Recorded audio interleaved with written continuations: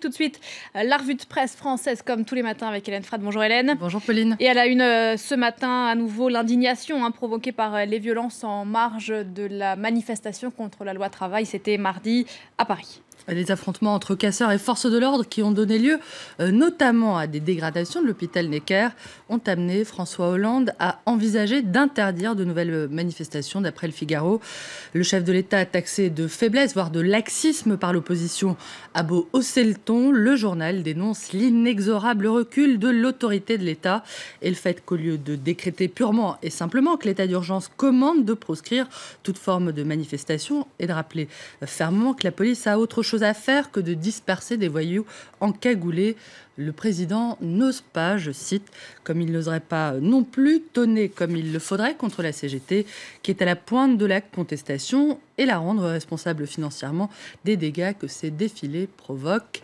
Philippe Martinez, le patron de la centrale syndicale, joue un jeu dangereux, accuse l'opinion, qui rappelle que Manuel Valls a souligné les ambiguïtés de la CGT et demandé aux syndicats de prendre ses responsabilités.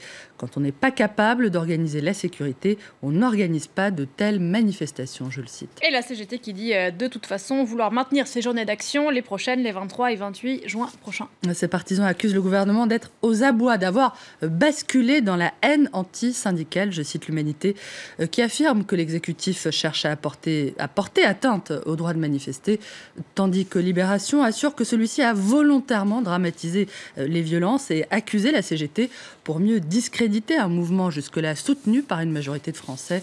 Le bras de fer entre le gouvernement et les syndicats se serait transformé en bataille de l'opinion.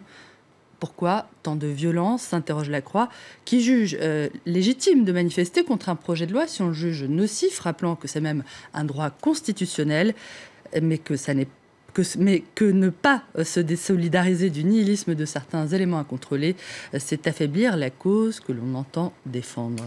À méditer. Il y a aussi beaucoup question ce matin de l'assassinat lundi soir d'un couple de policiers à son domicile en région parisienne, un attentat revendiqué par le groupe État islamique. D'après les informations du journal Libération, le tueur aurait laissé entendre à la négociatrice du raid qu'il connaissait le commandant Salvin et que celui-ci était venu chez lui auparavant, ce qui tendrait à prouver que Larossi Abala aurait consciencieusement choisi ses victimes à cause d'un possible différend.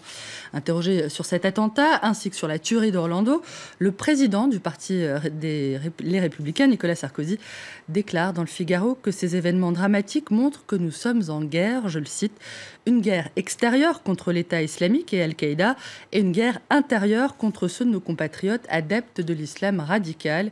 Si l'on veut combattre notre ennemi, il faut le désigner, dit-il.